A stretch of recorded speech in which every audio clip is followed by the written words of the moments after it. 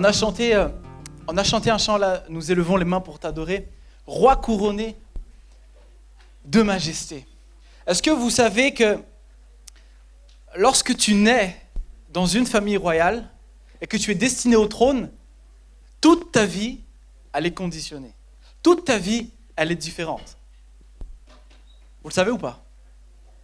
Vous savez que quand tu nais dans une famille royale, ta vie, depuis ta naissance jusqu'à ce que tu grandisses, n'est pas la même que celle des gens qui sont en dehors. Même des gens de tes sujets. Ta vie est différente. Dès que tu nais, tu es mis à part. Tout ce que tu vas faire, c'est pas comme les autres. Tu n'as pas une enfance normale. Tu n'as pas une vie normale. Pour vous donner un petit peu une idée à quoi ça pouvait ressembler une vie royale, dès petit, tu es éduqué. Bien souvent, bon, aujourd'hui c'est différent, mais disons à l'époque, parce qu'il n'y a plus beaucoup de rois aujourd'hui, mais tu n'étais pas éduqué par tes parents. Tu étais éduqué par des précepteurs, des gouvernants, des maîtres. C'est des gens qui s'occupaient de ton éducation. Quand tu nais dans une famille royale, tu as beaucoup moins de liberté que des gens normaux. Tu fais pas ce que tu veux. Ton emploi du temps, il est prédéfini. Tu te lèves le matin, tu as littéralement un emploi du temps. Tu sais absolument tout ce que tu vas faire aujourd'hui. Et des gens vont venir s'occuper de toi. Parce que tu as une vie mise à part, tu as une vie différente. C'est pas toi qui choisis tes habits, c'est pas toi qui choisis ce que tu vas manger. On s'occupe de toi. Et peut-être que certains se diraient, mais ce serait bien une vie comme ça. On se laisse porter, on choisit mes habits, on choisit, j'ai même pas à faire à manger, on choisit mon emploi du temps. Mais voilà ce qui se passe. Louis XIV, vous connaissez? Louis XIV, quand il est né, quand il a grandi au palais, il a appris, dès un très jeune âge, à monter à cheval. Ça faisait partie des choses qu'il devait apprendre parce qu'il allait devenir roi. Il a appris à monter à cheval, il a appris à manier l'épée, il a appris dès petit, à 5-6 ans, à parler devant la cour. Il a appris à gouverner un royaume et dès qu'il avait une dizaine d'années, on le mettait dans des réunions officielles pour qu'il apprenne comment ça se passe. Quand tu es né dans une famille royale, ta vie est différente.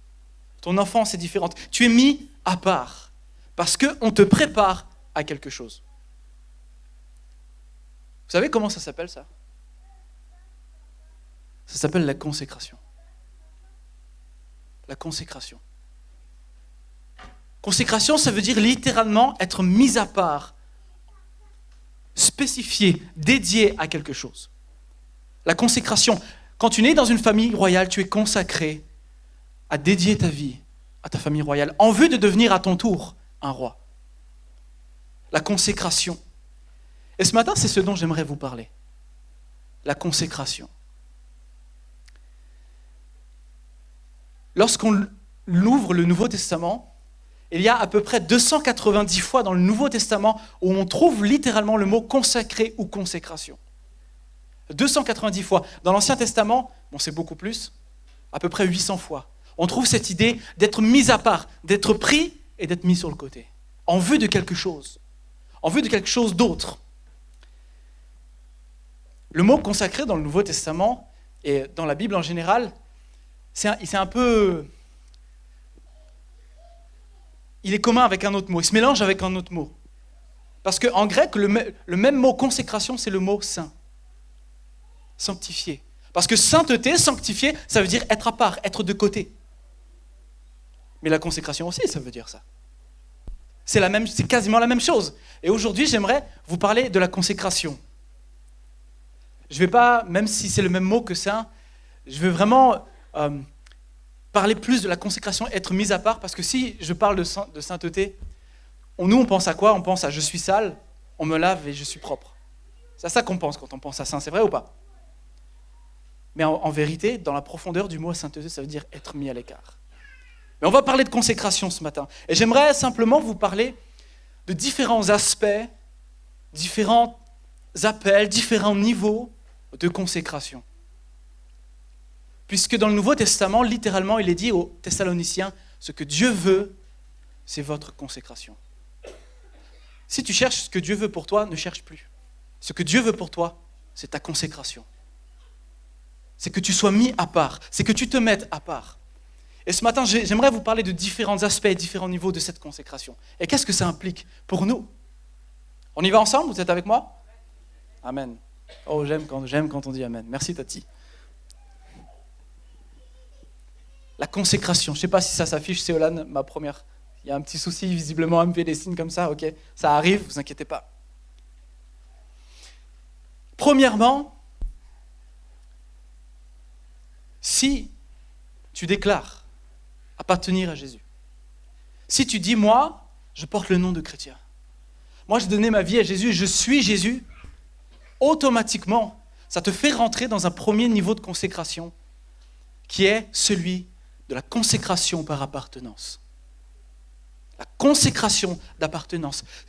Autrement dit, simplement parce que tu appartiens à une nouvelle famille, une famille royale, tu es un enfant de Dieu maintenant. Simplement par le fait que tu as une nouvelle naissance, tu nais dans une nouvelle famille, la famille spirituelle, tu es un enfant de Dieu, simplement à cause de ça, tu es consacré. Tu es mis à l'écart, tu es différent. Et je crois que c'est plutôt, ce premier niveau de consécration, c'est un rappel pour beaucoup d'entre nous. Est-ce que tu considères, tu te rappelles, est-ce que tu réalises vraiment que tu es consacré? Que tu es maintenant dans une famille de rois? Et que ta vie est différente? Tu es mis à part du monde. Mis à part du monde pour Dieu. Pour lui, pour le servir. Est-ce qu'on réalise ça? Tu es consacré. Souvent, on pense que ceux qui sont consacrés, c'est les pasteurs. Ceux qui sont consacrés, c'est les ministres du Seigneur. Moi, je suis juste quelqu'un qui vient à l'église comme ça, qui m'assoit, qui vient et qui s'en va. Ou ceux qui sont au service. Non. Hello les amis. Si tu es un chrétien, simplement par le fait que tu appartiens à Dieu, tu es consacré. Tu es mis à part. C'est ce que l'apôtre Pierre va dire. L'apôtre Pierre va dire dans 1 Pierre chapitre 2, 9, écoutez bien ceci. Mais vous êtes un peuple élu, une communauté de rois, prêtres, une nation sainte, une nation consacrée. Un peuple que Dieu a pris pour sien pour que vous célébriez bien haut les œuvres merveilleuses de celui qui vous a appelé de passer des ténèbres à son admirable lumière. Car vous qui autrefois n'étiez pas son peuple, vous êtes maintenant le peuple de Dieu. Vous qui n'aviez pas obtenu compassion, vous avez désormais obtenu compassion. Waouh! Est-ce que tu réalises que maintenant, tu es un roi, tu es une reine, tu es un prêtre, tu es une prêtresse de l'Éternel? Et quand nous, on pense à prêtre, tout ça, on pense à l'Église catholique, mais ça n'a rien à voir. C'est les prêtres de l'Ancien Testament. C'est des gens qui étaient dédiés à servir la présence de Dieu. Et c'est ce que tu es. Tu es un prêtre, tu es un roi, une reine de l'Éternel. Je crois que ça fait du bien de nous souvenir de ça. Tu es consacré par ton appartenance au royaume de Dieu. Et vous savez, quand Pierre dit ça, vous savez ce qu'il fait? En fait, ce n'est pas quelque chose de nouveau ce qu'il est en train de dire. Il est en train de reprendre une promesse que Dieu a faite dans l'Ancien Testament. Dans l'Ancien Testament, Dieu va faire une promesse à son peuple et il va dire ceci en Exode 19. « Vous serez pour moi un royaume de prêtres, une nation consacrée. » Et Pierre dit, les amis, ça y est.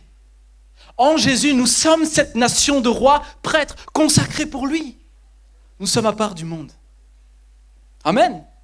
Et le désir de Dieu, mon frère, ma sœur, le désir de Dieu, c'est que son peuple, c'est que toi, tu le représentes dans ce monde. C'est que tu sois différent de ce monde.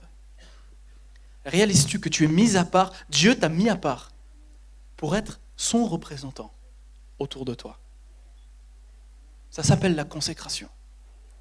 Dieu t'a mis à part. Et forcément, la consécration, simplement parce qu'on appartient à une nouvelle famille maintenant, une famille royale, ça engendre des responsabilités. Tu ne peux plus faire ce que tu veux. Comme celui qui naît dans une famille royale, ne peut pas faire ce qu'il veut. Mais toi non plus, maintenant que tu dis que tu es chrétien, tu ne peux pas faire ce que tu veux. Tu ne peux plus faire ce que tu veux. Tu penses que tu peux. Mon ami, laisse-moi te dire, tu te trompes. C'est plus toi qui décides. Tu ne peux plus faire ce que tu faisais avant. Tu ne peux plus aimer le monde. Tu ne peux plus aimer le monde. Tu ne peux plus aimer les choses que tu faisais avant. Parce que maintenant, tu as été consacré. À partir du moment où l'Esprit de Dieu est venu habiter en toi, tu es séparé. Et tu ne peux plus aimer les choses. Tu ne peux plus faire les choses d'avant. Tu ne peux plus penser comme le monde. Tu ne peux plus parler comme le monde. Tu ne peux plus regarder les mêmes choses et aimer les mêmes choses du monde. La Bible va même dire d'ailleurs, l'apôtre Jean va dire, si c'est le cas, tu n'aimes pas le Père. Celui qui aime le monde n'aime pas le Père. Tu ne peux pas déclarer aimer Dieu et vivre ta vie comme tu l'entends. Parce que tu as été consacré. Tu as été mis à part. C'est terminé maintenant.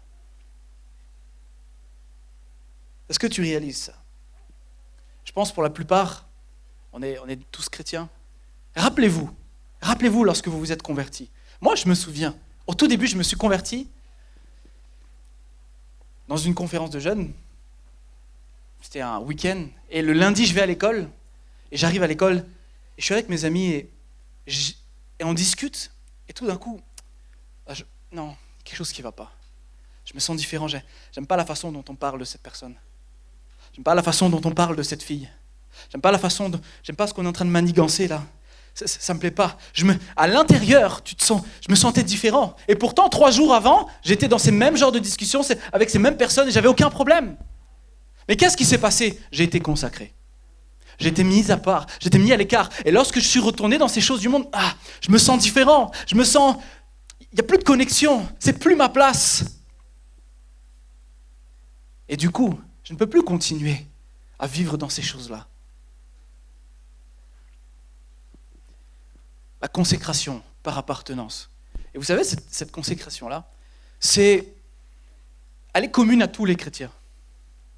Tous. Autant vous que moi. Autant le frère au fond là-bas qui est assis que mon grand-père devant ou la sœur derrière. On est tous dans cet aspect de la consécration parce qu'on appartient à la même famille. C'est dans cette consécration que le Seigneur va nous demander à tous la même chose. Il va nous demander à tous de faire la même chose. Nous séparer du péché, suivre Jésus, mourir à nous-mêmes, porter notre croix. Il va nous demander à tous cela. Et il n'y en a pas un qui est dispensé parce qu'il aurait un titre spécial ou qui serait différent. Non. Tu fais partie de la famille, voilà ce que tu dois faire. Tu dois mourir à toi-même, tu dois te séparer du péché. Et particulièrement, quand on se convertit, vous savez, frères et sœurs, quand on se convertit, il y a un temps au début de la conversion chrétienne où c'est là où Dieu nous dit maintenant, tu es à moi, abandonne tout, lâche tout, lâche le péché, lâche les choses avant. Et vous savez, ça porte un nom dans la Bible. Ça s'appelle l'abandon des actes qui mènent à la mort. Parce dans ta vie, il y a des actes qui te mènent à la mort. C'est le péché. Ok ? Et c'est la pratique du péché. Avant, nous pratiquions ces choses-là et c'est pourquoi nous étions morts. Maintenant, nous sommes consacrés, nous sommes mis à part. On ne peut plus pratiquer ces œuvres-là. Et lorsqu'on est consacré, le Saint-Esprit nous dit maintenant, tu vas abandonner les actes que tu faisais avant. Et ça, normalement, frères et sœurs, ça, c'est les choses du début. Ce n'est pas les choses de 20-30 ans. Quand tu as 20-30 ans de conversion, normalement, tu es passé à une autre étape. Parce que l'abandon des actes qui mènent à la mort, vous savez comment la Bible dit ça? La Bible dit l'enseignement de l'abandon des actes qui mènent à la mort, c'est du petit lait. C'est du petit lait. Mon frère, ma sœur, si après 20 ans, 30 ans de conversion, tu es toujours dans la pornographie, dans la cigarette, dans le mensonge, tu as toujours des péchés cachés dans ta vie, laisse-moi te dire que tu ne pourras pas passer à une autre étape. Parce que normalement, c'est des choses qui sont réglées au début de ta conversion. Ces choses-là, les actes qui te mènent à la mort. Je ne suis pas en train de dire qu'on devient parfait et après on passe à autre chose. Toute notre vie, on a besoin d'être sanctifié, de nous rapprocher de Dieu. Mais les actes qui mènent à la mort, normalement, c'est dans les 5-6 premières années de notre conversion.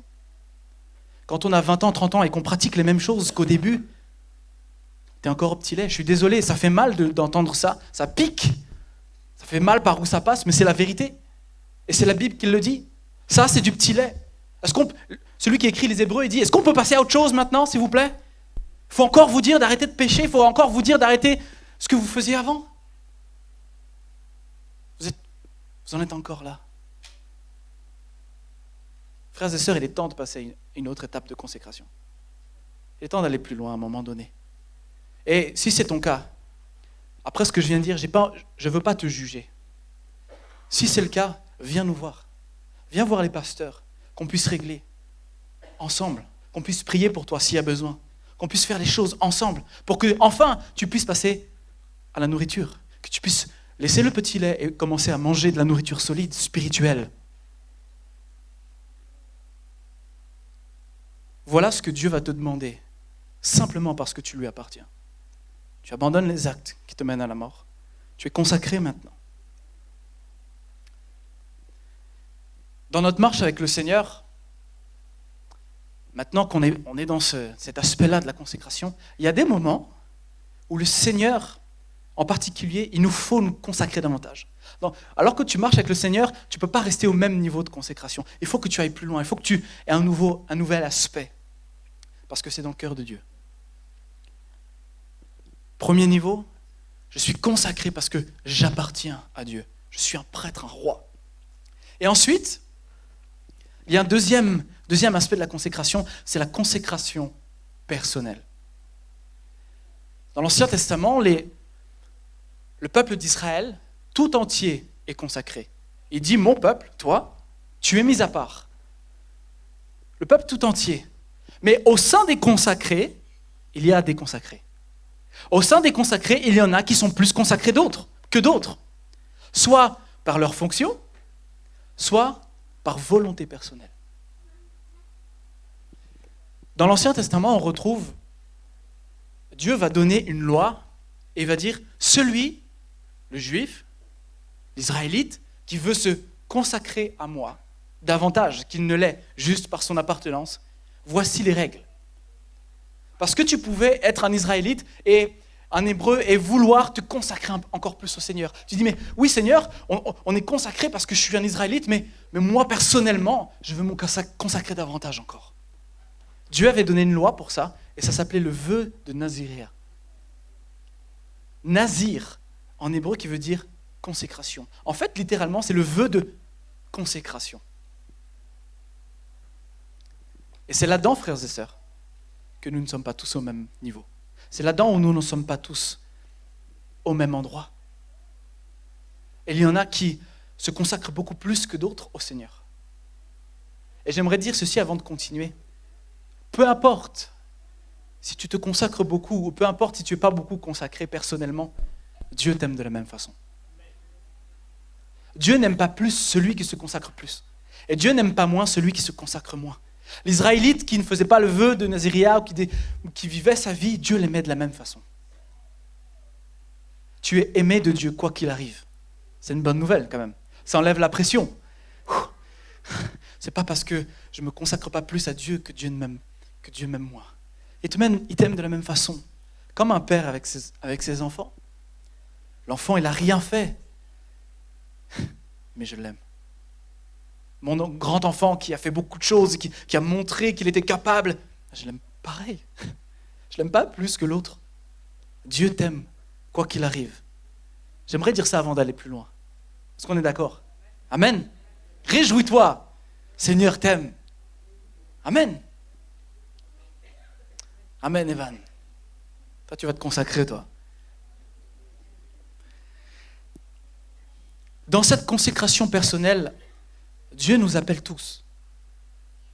Comme un père qui désire que, même si oui, je t'aime, tu es un enfant, tu n'as rien fait, mais je désire que tu ailles plus loin, je désire que tu grandisses, je désire que tu fasses des choses pour moi. Comme un bon père, Dieu veut que tu te consacres plus dans ta vie personnelle, que tu fasses un pas de plus, que tu ailles un petit peu plus loin. Parce que ça fait partie de ta sanctification, ça fait partie de ta marche avec Dieu. Dans la consécration personnelle, je vois deux aspects. Après, la consécration, il y a plein de choses à dire, mais je dirais ces deux choses-là. La première, c'est la consécration volontaire.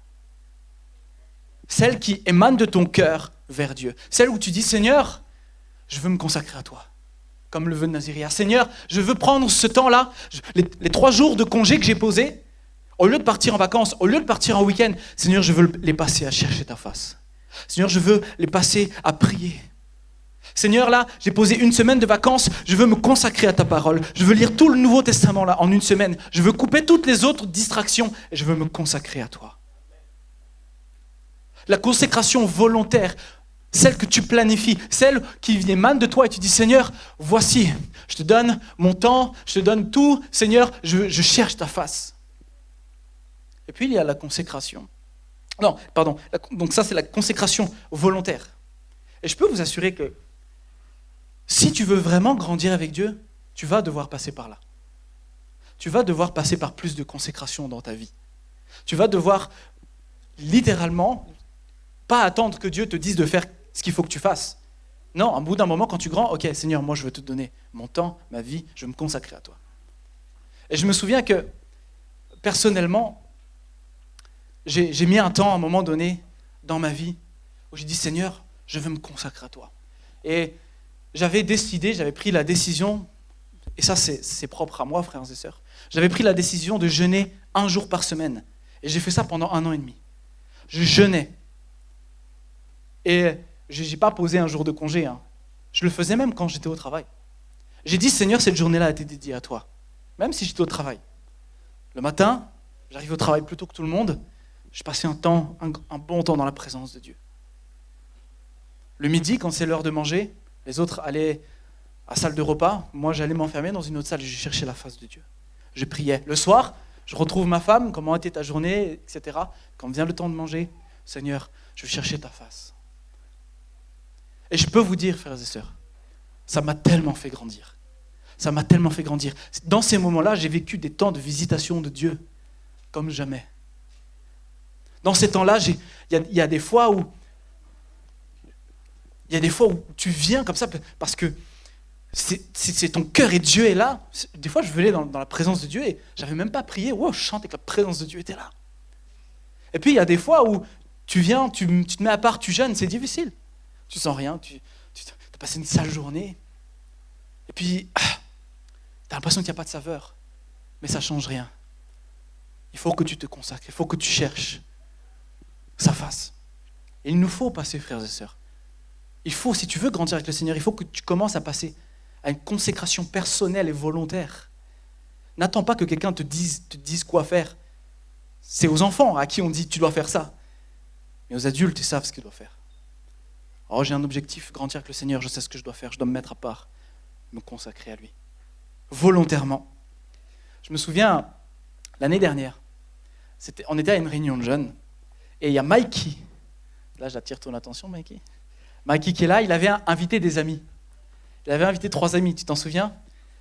Un athée, un juif et un agnostique. Et ça, normalement, c'est le début d'une mauvaise blague. Un athée, un juif, un agnostique. C'est quoi? C'est une blague, ils étaient potes. C'est cool. Et ils étaient venus à la réunion de jeunesse. Et je me souviens, après la réunion de jeunesse, on a mangé ensemble. Et je me souviens, j'en avais parlé avec un en particulier. Et celui qui était athée, il m'avait dit, tu sais, moi, je ne crois pas en Dieu. Moi, je ne crois pas que Dieu existe. Mais, si je viens découvrir que Dieu existe, si Dieu se révèle à moi, alors, j'arrête tout ce que je fais. J'arrête mes études. Je quitte tout et je vais pour le servir. Et je vous avoue que j'ai admiré ça. Je me suis dit, mais c'est un athée et il est prêt. S'il vient découvrir que Dieu est réel, à tout quitter pour lui. C'est admirable, frères et sœurs. J'ai admiré parce que des fois, je me dis, est-ce qu'en tant que chrétien, on serait capable de dire la même chose? Est-ce qu'en tant que chrétien, on serait capable de dire, Seigneur, je quitte tout et je me consacre à toi? Ou est-ce qu'on est trop attaché encore à nos choses qui sont autour de nous? Je me suis dit, mais il a un état d'esprit déjà, il faut que tu rencontres Dieu et tu vas aller loin, toi. Où en est ta consécration personnelle, mon frère, ma sœur? Où en es-tu? Est-ce que tu as encore même cette volonté?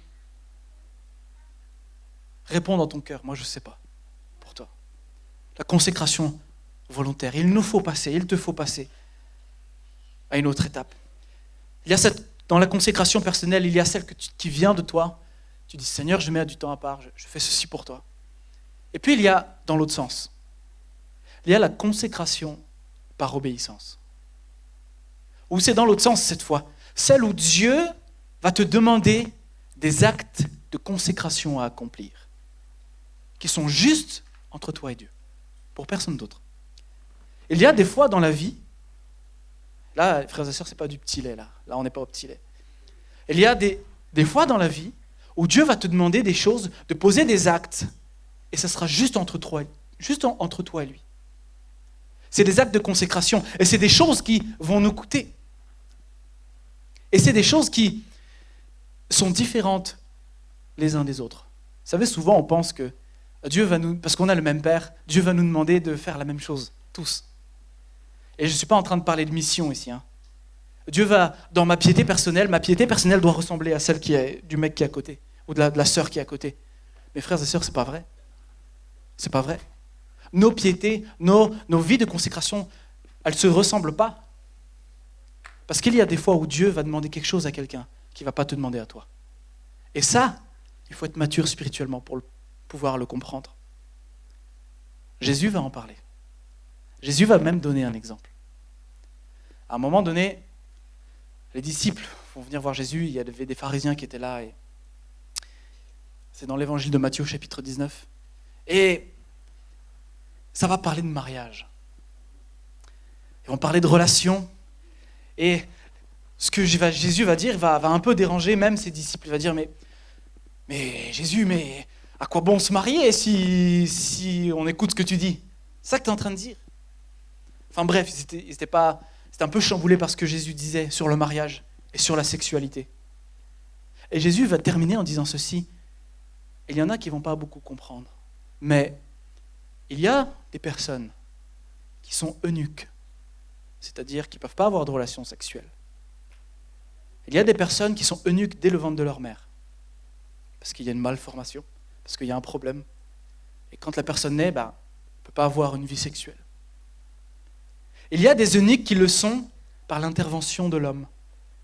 Il y a eu un problème dans ton corps, tu as dû aller voir des chirurgiens et tu ne peux plus avoir de sexualité.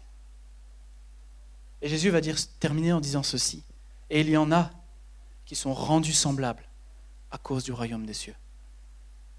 Et ça, va dire Jésus, tout le monde ne peut pas le comprendre. Parce que je crois qu'il y a des choses, par obéissance, que Dieu va te demander de renoncer, de faire. Les autres vont peut-être ne pas comprendre.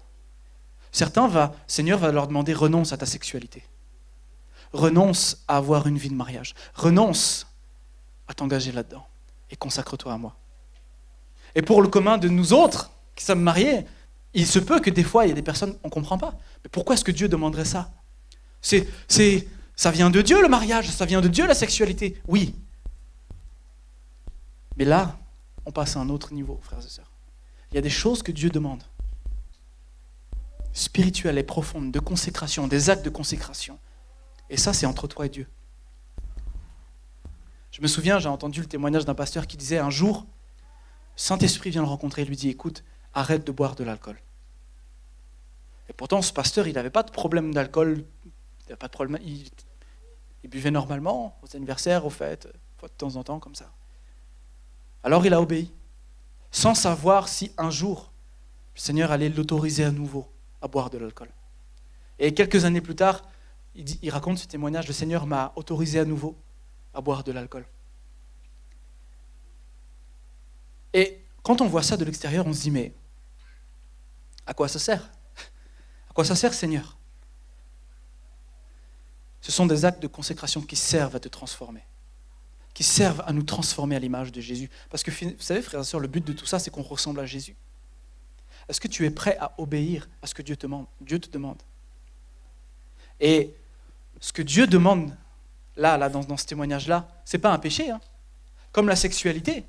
Dieu ne te demande pas de te séparer de quelque chose qui est un péché. Ce n'est pas un péché, la sexualité ni l'alcool. Mais il y a une profondeur spirituelle lorsque le Saint-Esprit vient convaincre ton cœur et qu'il te dit, fais cet acte de consécration pour moi. Je t'invite à obéir à ce que le Seigneur te demande, peu importe ce que c'est. c'est pour ça, frères et sœurs, c'est pour ça deux choses. C'est pour ça que ne nous comparons pas.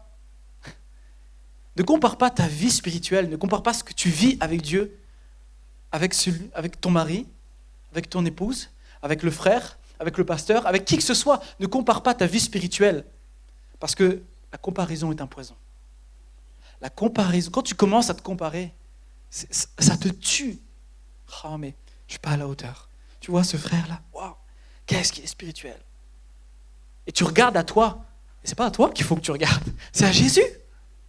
C'est au Seigneur. La comparaison nous emmène à regarder à nous et non plus à Dieu. C'est pourquoi dans nos vies de piété, ne nous comparons pas. Moi, je connais quelqu'un qui jeûne genre tellement plus que moi. Et il n'est pas pasteur. Hein. Il jeûne tellement plus que moi. Je me dis, waouh, costaud. Mais si je me mets à me comparer à lui, ben je me sens inférieur. Et ce n'est pas du tout ce que Dieu veut. Alors ne te compare pas. Parce que ta piété, est-ce que le Seigneur peut demander à quelqu'un est différent de ce que le Seigneur va te demander à toi? Et deuxièmement, ne nous jugeons pas. Ne juge pas celui, toi tu jeûnes, ne juge pas celui qui ne jeûne pas. Non, tu ne sais pas. Peut-être que le Seigneur ne lui demande pas de jeûner pour l'instant. Peut-être que dans 10 ans, le Seigneur va lui dire, maintenant tu vas jeûner 3 fois par semaine. Tu ne sais pas. Et toi qui jeûnes, toi qui ne jeûnes pas, ne juge pas celui qui jeûne. Ne juge pas celui, ouais, lui, il est trop spirituel, ne juge pas, c'est le Seigneur qui lui a demandé. Et moi, ça me fait penser à un verset, ça. Paul va dire que celui qui mange de la viande ne juge pas celui qui n'en mange pas. Et que celui qui n'en mange pas ne juge pas celui qui en mange, car tous deux, ils le font pour le Seigneur. Tous deux, ils le font pour le Seigneur.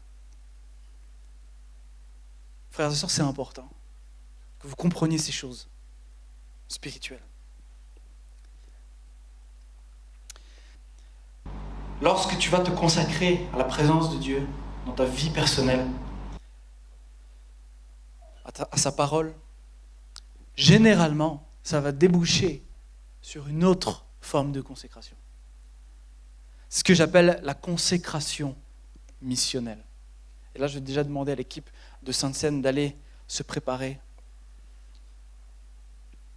Lorsque tu te consacres à Dieu, bien souvent le Seigneur va se montrer à toi et te dire « Ok, tu te consacres à moi, tu veux plus de moi, parce que c'est ce qu'on demande dans les prières, Seigneur, transforme-moi, etc. » Le Seigneur va te dire « Ok, dans ce cas-là, consacre-toi à cette mission. » C'est ce qui s'est passé dans le Nouveau Testament. À un moment donné, l'apôtre Paul et Silas, ils sont au milieu d'autres pasteurs. Ils sont au milieu d'autres frères, d'autres serviteurs. Et le texte nous dit dans Actes chapitre 13 qu'ils sont en train de servir Dieu par le jeûne. En fait, ils sont en train de faire un jeûne et prière, les gars. Ils sont en train de jeûner, de prier, de chercher la face de Dieu. Ils sont ensemble, il y a de la louange, c'est super, c'est génial. En fait, ils sont consacrés. Ils sont en train de se consacrer personnellement, mais en communauté. Et là, ce qui va se passer, c'est que le Saint-Esprit va se mettre à parler. Et va dire, mettez à part pour moi Paul et Silas à la mission à laquelle je les ai appelés. Autrement dit, consacrez-moi Paul et Silas parce que j'ai une mission pour eux. Bien souvent, mon frère, ma sœur, lorsque tu vas te consacrer à la présence de Dieu, le Seigneur va te donner quelque chose à faire. Il va te dire maintenant, consacre-toi à ça. Maintenant, je te consacre, je te dis, mets-toi à part et fais ce que je te demande. Fais cette mission-là. Et cette mission, elle est pareille, elle est différente en fonction de chacun. Le Seigneur sait ce qu'il va te demander. Il va te demander quelque chose qu'il ne va pas demander à moi. Il va falloir que tu te consacres à ce que Dieu te demande à ce moment-là. Et vous savez, quand Dieu te donne une mission, cette mission qu'il va te donner, ça concerne toujours le royaume de Dieu. C'est jamais quelque chose de personnel. C'est jamais quelque chose de je te donne une mission, travaille plus pour que tu aies plus d'argent, pour que tu aies la meilleure voiture. Dieu ne te dira jamais de faire des trucs comme ça. La mission, quand Dieu va te donner, c'est toujours en fonction du royaume de Dieu. Toujours. Je me souviens un jour, je parlais à une sœur, et elle est toujours, je crois, ça fait longtemps que je ne l'ai pas vue, infirmière en hôpital psychiatrique pour des patients en fin de vie. Bon, c'est hyper service bien particulier. Et je me souviens, en discutant avec elle, elle me disait, mais je sais que c'est le Seigneur qui me demande d'être là. Le Seigneur m'a demandé d'être ici, au milieu des personnes qui sont malades mentales, en fin de vie. Et dans ce milieu-là, c'est très fermé. On parle que du médical, on parle que des patients. L'évangile, dans ces milieux-là, c'est difficile. Et elle disait, mais moi, je sais que Dieu m'a placé ici, et régulièrement, c'est un miracle, hein, frères et sœurs. Peut-être certains ne réalisent pas, mais régulièrement, Dieu ouvre des portes pour que j'annonce l'évangile aux patients. Et j'annonce l'évangile. Je ne sais pas s'ils comprennent. Je ne sais pas s'ils comprennent quelque chose de ce que je leur dis, mais je sais que je fais ce que Dieu me demande. Et elle a la foi que lorsqu'on sera là-haut, elle reverra peut-être des patients qui ont cru, peut-être dans une fenêtre de tir, Jésus t'aime, il a donné sa vie pour toi. On ne sait pas ce que Dieu fait. Et cette sœur-là, elle dit, je sais que c'est ma mission. Je sais que c'est ma mission. C'est Dieu qui m'appelle.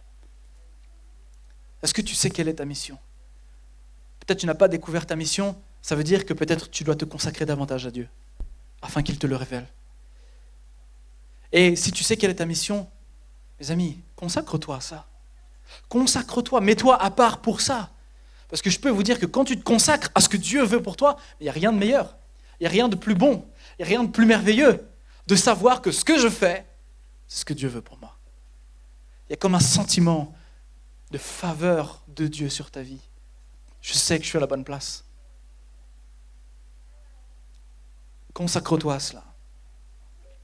Il y a cette consécration, et cette consécration-là, missionnelle, elle a deux niveaux. Elle est personnelle, parce que Dieu va me demander à moi quelque chose qu'il ne va pas vous demander. Et elle est aussi collective au final.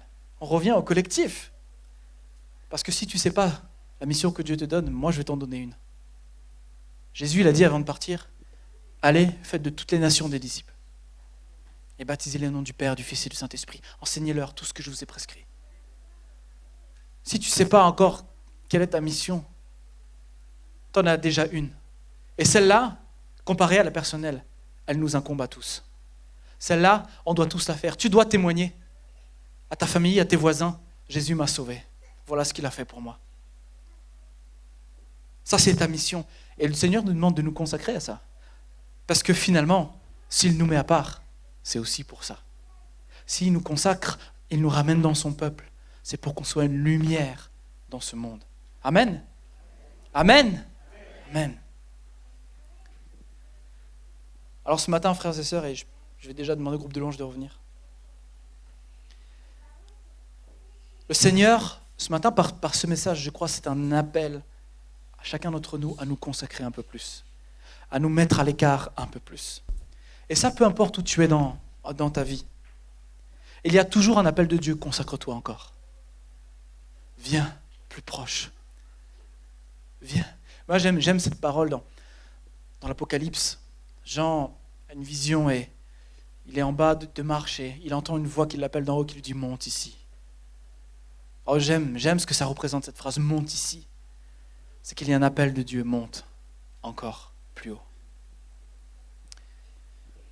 C'est peut-être l'occasion pour toi ce matin, je crois, de prendre sérieusement du temps pour te consacrer au Seigneur dans ta vie personnelle, d'offrir à Dieu ton temps, d'offrir à Dieu ton argent ou ce que tu veux. C'est peut-être le temps pour toi d'obéir aux actes que le Saint-Esprit te demande de faire, qui met sur ton cœur et te dit, si tu veux passer à la prochaine étape, fais ce que je te demande. Consacre-toi comme ça, obéis à ces actes-là. C'est peut-être pourtant le temps pour toi de le faire. Vous savez, finalement, cet appel à la consécration, c'est un appel à ressembler à Jésus. Jésus est notre modèle suprême en tout. Et dans la consécration, Jésus est notre modèle. Jésus va dire, à un moment donné, il va prier. Et dans sa prière, dans Jean chapitre 17, il va dire ceci. Et je me consacre moi-même pour eux, afin qu'eux aussi soient consacrés par la vérité. Jésus a été l'exemple de consécration parfait depuis le jour de sa naissance jusque dans sa mort.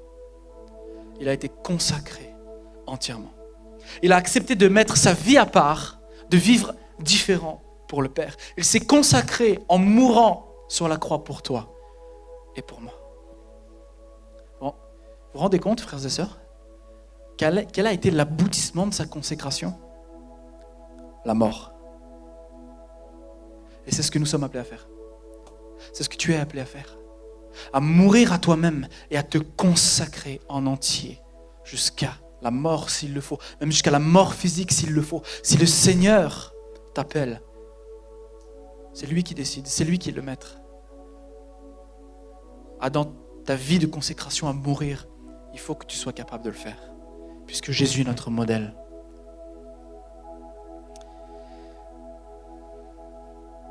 Mourir à nous-mêmes. Et frères et sœurs, on va prendre ce temps de scène.